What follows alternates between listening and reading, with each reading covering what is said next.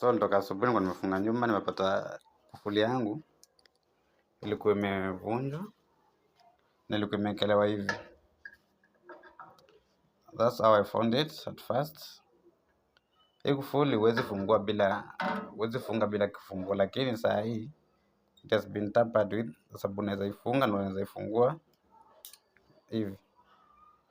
Unaweza ifunga, unaweza ifungua bila funguo. Kuna simu zilikuwa hapa, zilikuwa simu mbili. Sijazipata hapo kwa meza. Hii mandizi mimi nimekuja nayo. Na electronics nimepata ziko hivi. So kuna mtu alikuwa anajaribu kuzitoanisha na akaziacha. Even the lights were on nikitoka, lakini nimepata zikiwa off. So that means kuna mtu alikuwa hapa ndani.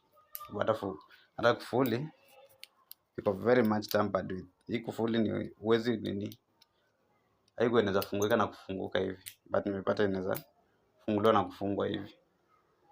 So I think someone got in this house while I was away. Na akajaribu kushikashika vitu. Akachukua simu mbili.